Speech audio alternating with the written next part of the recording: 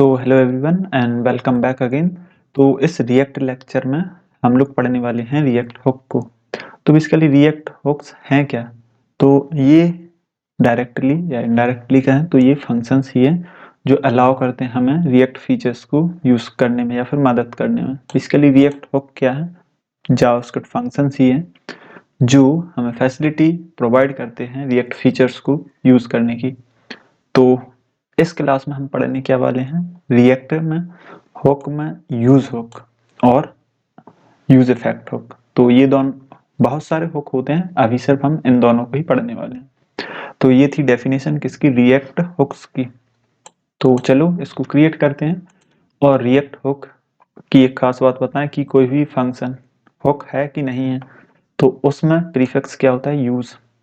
So create custom hooks with use prefix. और basically जो built in hooks हैं जो रिएक्ट ने प्रोवाइड करे हैं वो बार हमेशा यूज से ही शुरू हुए हैं। अब जैसे एक बेसिक रिएक्ट एप्लीकेशन था और यहाँ पर ऐसा था, तो हमने लास्ट वीडियो में ये एक वीट से क्रिएट किया था और इसका बैकग्राउंड अलग था, तो ये मैंने उसको एडिट कर दिया। अब बेसिकली ये हमारा एक रिएक्ट एप्लीकेशन है जो वीट से क्रिएट किया था। अब मैं इसको क्लीन अप कर देता हूँ और हम अपना कुछ यहाँ पर लिखते हैं। सो ऐसे, और यहाँ मैंने लिखा क्या, रिएक्ट हुक्स। हम क्या पढ़ने वाले हैं, रिएक्ट हुक। तो सबसे पहले पूरा क्लीन अप कर लिया। अब देखो सबसे पहले कौन सा हुक होगा, तो यूज हुक। तो इम्पोर्ट और यहाँ क्या लिखना है, यूज स्टेट। यूज हुक नहीं, यूज स्टेट। तो ये किस लिए यूज होता है यूज स्टेट? बेसिकली जब हमें कोई भी वैल्यू स्टोर करानी होती है और क्या करना पड़ता है, उसमें चेंजेस करने पड़ते हैं, तो हम यहाँ इस स्टेट का नहीं, इस हुक का यूज करेंगे। और ये हमें कैसे करना है, तो ऐसे स्टेट क्रिएट की किसकी मदद से, इस हुक की मदद से। और यहाँ पर हमने डिफॉल्ट वैल्यू पास कर दी। तो ये हुक करता क्या है, दो चीजें रिटर्न करता है किसमें, एरे की फॉर्म में। तो उस एरे को हम यहाँ डिस्ट्रक्चर कर लेंगे।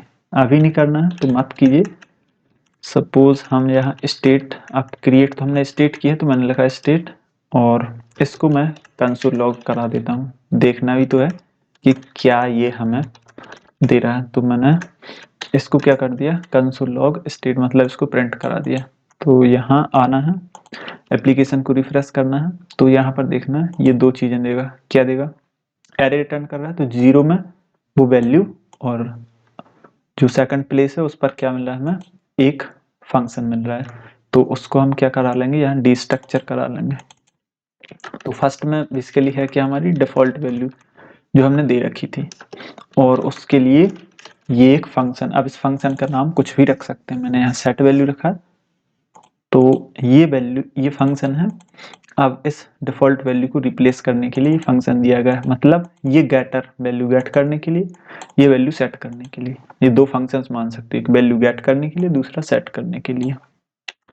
अब मैं इसको यदि यहाँ प्रिंट कराऊं, क्या प्रिंट कराऊं, डिफॉल्ट वैल्यू, तो क्या होगा, जो मैंने 2 दिया था वो प्रिंट हो जाएगा। रिफ्रेश करना है अगेन और यहाँ पर ये वैल्यू मिल जाएगी। तो ये इस तरीके से यूज स्टेट है, ये हुक है। बेसिकली स्टेट क्रिएट करने के काम आता है जब भी हमें कोई डेटा स्टोर कराना हो किसी कंपोनेंट में। अब वैल्यू चेंज करना है, मतलब सेट करना है, नई वैल्यू यदि कोई सेट करना है। देखो ये तो थी डिफॉल्ट, अब हमें वैल्यू चेंज करना है तो हमें इस फंक्शन का यूज करना है। तो क्रिएट की मैंने ये स्टेट, और यहाँ पर नीचे आके क्या कर दिया, वैल्यू को सेट कर दिया। तो पहले क्या था 2, फिर क्या होगा, पहले हमें यहाँ प्रिंट करा लेते हैं, फिर जो वैल्यू हमने सेट की है वो हो जाएगी। तो कंसोल और यहाँ पर डिफॉल्ट वैल्यू, और अब उस डिफॉल्ट वैल्यू को हम चेंज करके बाद में प्रिंट कराएंगे। तो मैंने इसको रन किया ये, तो यहाँ पर ये इनफिनाइट लूप चल जाएगा। क्यों, क्योंकि वैल्यू सेट हुई और फिर से प्रिंट हुई, पहले प्रिंट फिर सेट फिर प्रिंट। तो यहाँ पर ये रेंडर ढंग से नहीं हो पाएगी, क्योंकि यहाँ हम ऐसे कॉल नहीं कर सकते इसको अलग तरीके से कॉल करते हैं, वो दूसरा हुक होता है, या फिर हम क्लिक पर कर सकते हैं। तो ऐसा क्यों हो रहा है, क्योंकि यदि मैं यहाँ लिखूंगा तो कंपोनेंट क्या होगा, रेंडर नहीं हो पाएगा। तो ऐसे कर सकते हैं। अब देखना मुझे इसकी वैल्यू प्रिंट करानी है, तो मैंने लिखा यहाँ p और यहाँ पर वैल्यू इज और यहाँ पर मैंने दे दिया क्या, डिफॉल्ट वैल्यू। तो अब यहाँ पर वैल्यू प्रिंट हो जाएगी। तो इसको रिफ्रेश किया, ये वैल्यू आ चुकी है 2। देखना मैंने वैल्यू यहाँ 2 दी तो ये 2 आ रही है। अब नई वैल्यू चाहिए मुझे, तो मैं यहाँ एक काउंटर लगा सकता हूँ, काउंटर या फिर बटन। इस पर क्लिक होने से क्या हो, वैल्यू चेंज हो। सो ऑन क्लिक और यहाँ पर एक कॉल बैक फंक्शन, मतलब इस फंक्शन के रन होते ही क्या हो, नई वैल्यू आए। तो सेट वैल्यू और यहाँ पर मैंने वो वैल्यू दे दी, तो यहाँ पर ये वैल्यू ये आ जाएगी। इसको रिफ्रेश किया, बटन में कुछ मैं दे देता हूँ, सो क्लिक या इंक्रीमेंट, सेव किया, रिफ्रेश किया। ये अगर बिना रिफ्रेश करे भी अपने आप हो जाता है। मैंने इसको क्लिक किया तो क्या हुआ, ये वैल्यू 10 थी ना, पहले 2 थी, मैंने इसको क्लिक किया तो ये वैल्यू चेंज हो गई। तो ऐसे ना इसका हम यूज कर सकते हैं। तो ये वैल्यू गेट कर सकते हैं और इससे सेट कर सकते हैं। इनका नाम कुछ भी हो सकता है, वैल्यू और दूसरा सेट वैल्यू, ऐसे भी कर सकते हैं। तो इसको वैल्यू सेट कर दी, तो पहले 2 थी, अब मैं इसको क्लिक करूंगा तो 10 हो जाएगी। तो ऐसे यूज स्टेट वर्क करता है। एक वैल्यू देता है हमें, एक वैल्यू दी, दूसरा फंक्शन दिया, ये वैल्यू यूज करना करो और यदि इसको चेंज करना तो इस फंक्शन से ही चेंज होगी वो। That's it. अब हम लोग कैसे भी चेंज करा सकते हैं, क्लिक पर चेंज करा सकते हैं या फिर किसी और तरीके से प्लस माइनस करा के चेंज करा सकते हैं, सब कुछ हो जाएगा। तो यहाँ पर यदि मैं पिछली वैल्यू सिर्फ उसमें इंक्रीमेंट करा के चेंज कराना चाहता हूँ, क्लिक हो तो वैल्यू क्या हो, इंक्रीमेंट हो, ऐसे भी हो जाएगी। तो रिफ्रेश किया, यहाँ पर वैल्यू 2 क्लिक किया, ये इंक्रीमेंट होती जाएगी। तो इस तरीके से ये यूज स्टेट हुक है। अब दूसरा हुक देखते हैं, और वो कौन सा हुक है। तो थोड़े से रूल देख लेते हैं। तो बेसिकली टॉप लेवल पर ही इनको क्या करना है, कॉल करना है। टॉप लेवल मतलब यहाँ पर फंक्शन बना लिया, इसके बाद ये हुक और ऐसे ही पैरेलली जितने भी हुक हों उनको यहाँ पर बनाना है, ना कि यहाँ कोड लिखा फिर हुक बनाया, कोड लिखा फिर हुक बनाया, ऐसा मत करना। ऊपर सारे हुक क्रिएट कर लेना, जो भी जरूरत हो वो फिर लिखना। और जो हुक हैं वो कभी कंडीशनली कॉल नहीं होते हैं, ये ध्यान रखना। अब इसके बाद यही सेम ऑर्डर फिर। अब ये जो हुक हैं इनका यूज वही करना जहां पर कंपोनेंट हो। यदि कंपोनेंट ना हो, वो सिर्फ फंक्शन हो, तो वहां हुक का यूज कभी मत करना। और जब भी कस्टम हुक क्रिएट करनी हो तो वो हुक यूज से शुरू करना है। ये कन्वेंशन है, नॉट रूल। तो इसका हम यूज करेंगे। तो अब हम बढ़ते हैं नेक्स्ट हुक की तरफ, जो है यूज इस इफेक्ट। तो ये क्या करता है, perform side effects in functional component such as data fetching, data fetch करना, subscriptions and manually changing the DOM, या डॉम को मैनुअली चेंज करना। तो हम इस यूज इफेक्ट का यूज करेंगे। तो ये एक एग्जांपल दिया गया है। तो हमने सबसे पहले एक कंपोनेंट क्रिएट किया, कंपोनेंट का नाम है you enable component, sorry example component.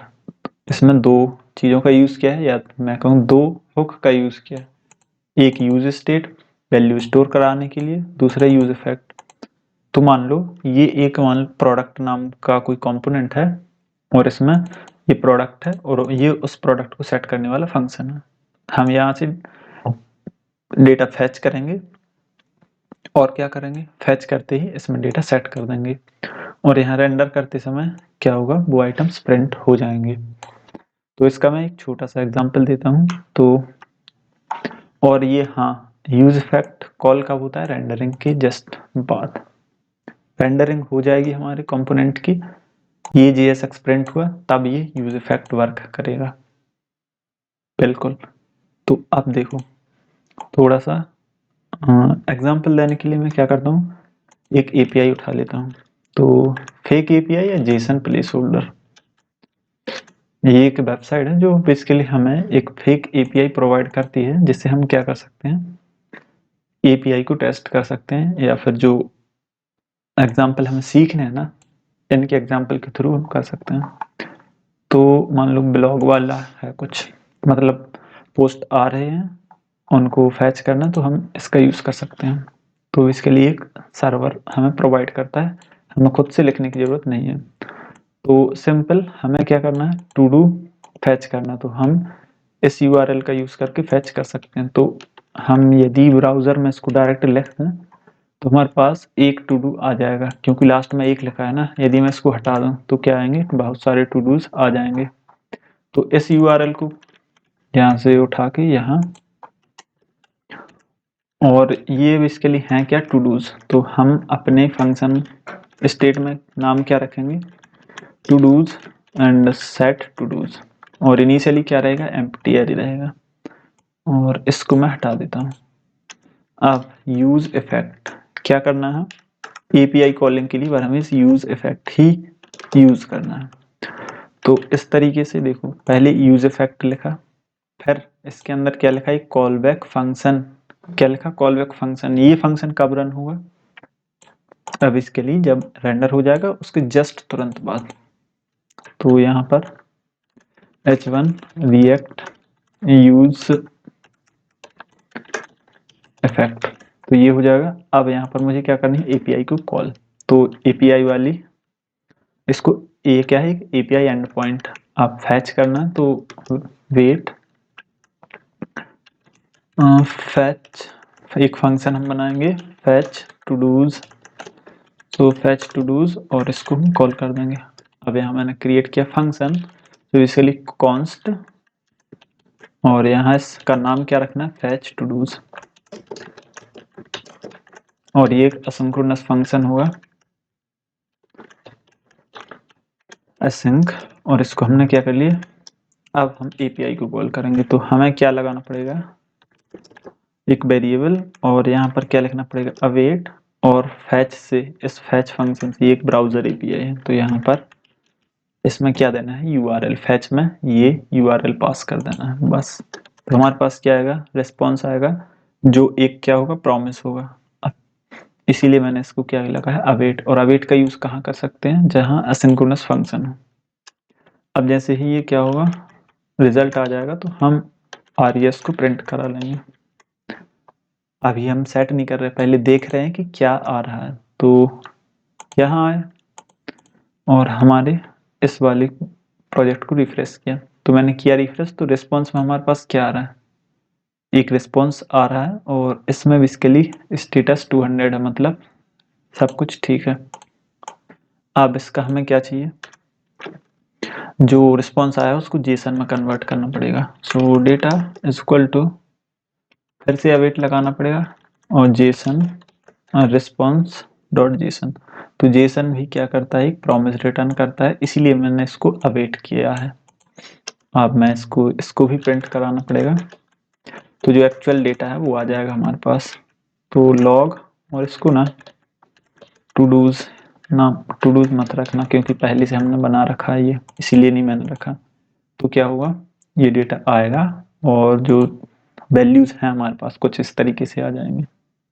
तो वही वैल्यूज ये आ रहे हैं जो यहाँ पर आई थी, देखो ये वही वैल्यू हैं जो यहाँ पर आई थी।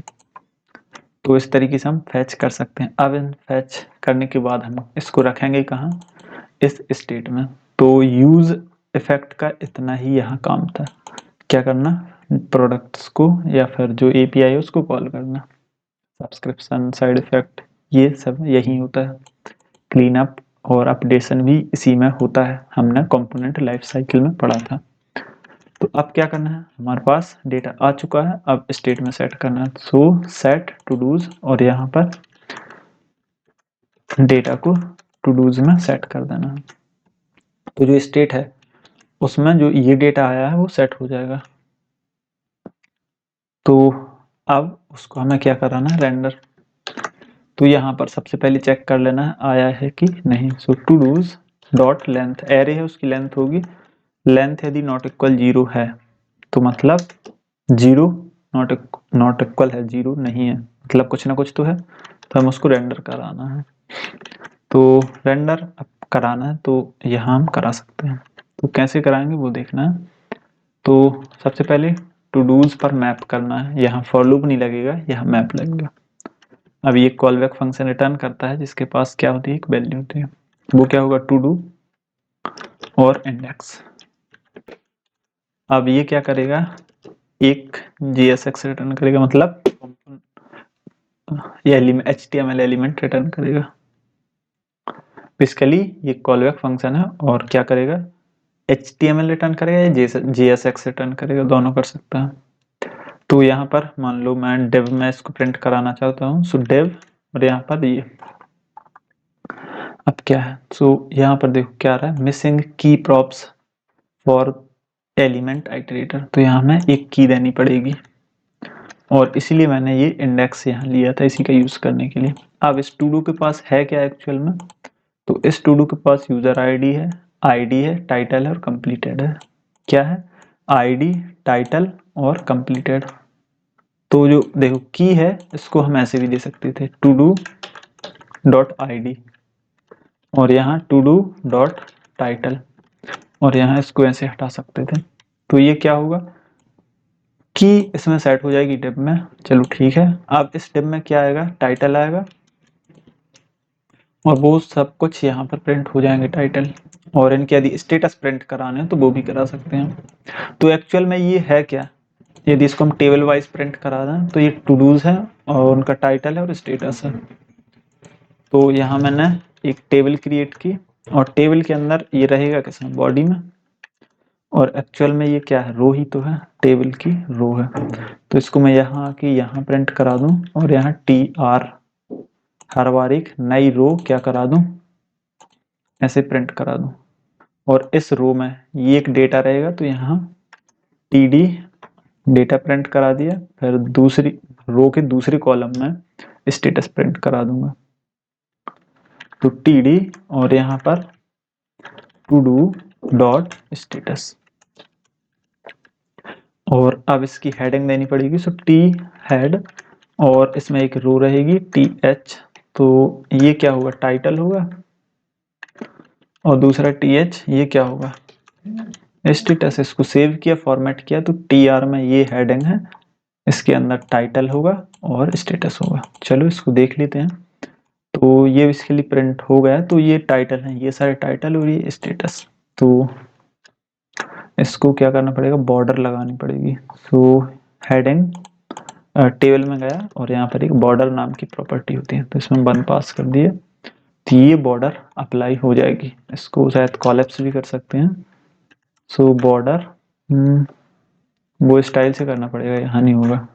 तो इस तरीके से ये सब कुछ प्रिंट हो जाएगा। अब स्टेटस क्यों नहीं आ रहा है, क्योंकि यार एक वैल्यू क्या है, ट्रू है या फॉल्स है। तो ट्रू फॉल्स यहाँ पर डायरेक्टली कन्वर्ट नहीं होंगे, करने पड़ेंगे। तो यदि ट्रू हो तो क्या करना है, ट्रू, और फॉल्स हो तो फॉल्स। तो स्टेटस यदि ट्रू है मतलब कंप्लीटेड है, तो हम मैसेज दे सकते हैं ना कंप्लीटेड, और नहीं है तो पेंडिंग। तो ये देखो पेंडिंग आएंगी कुछ, और सर्च करते हैं कंट्रोल F और यहाँ पर कंप्लीटेड। तो कंप्लीटेड है क्या कुछ, तो ज़्यादातर शायद ये कंप्लीटेड फॉल्स है, स्टेटस नहीं यार, कंप्लीटेड था प्रॉपर्टी। तो कंप्लीटेड ट्रू एंड फॉल्स, कुछ कुछ जगह ट्रू है, कुछ कुछ जगह फॉल्स है। तो देखो कंप्लीटेड, पेंडिंग, कंप्लीटेड क्या है, कहीं पेंडिंग है कहीं कंप्लीटेड। कंप्लीटेड कहाँ है, जहाँ ट्रू है। तो यदि मैं इसको ट्रू कराऊं तो भी प्रिंट नहीं होगा, 0 1 होगा शायद प्रिंट। सो मैंने यहाँ लिखा ट्रू और यहाँ फॉल्स, तो वही स्ट्रिंग में कन्वर्ट होगा, तो यहाँ कुछ नहीं दिखेगा और प्रिंट तो हो ही नहीं रहा है। तो यहाँ ट्रू होने पर हम खुद मैनुअली प्रिंट करा देंगे कंप्लीटेड या पेंडिंग। तो इस तरीके से ये हम लोग ऐसे कर सकते हैं इस यूज इफेक्ट का यूज। तो ये था कौन सा हुक, यूज इफेक्ट कब यूज करना है, बेसिकली API कॉलिंग के लिए, और साइड इफेक्ट परफॉर्म करने के लिए, री रेंडरिंग के लिए, सब्सक्रिप्शन के लिए, या मैनुअली जब कभी भी डॉम को चेंज करना हो तो। तो ये सारे यूज थे इस यूज इफेक्ट के। आई होप समझ में आया होगा। मिलते हैं नेक्स्ट क्लास में या नेक्स्ट लेक्चर में। So thank you for watching this video.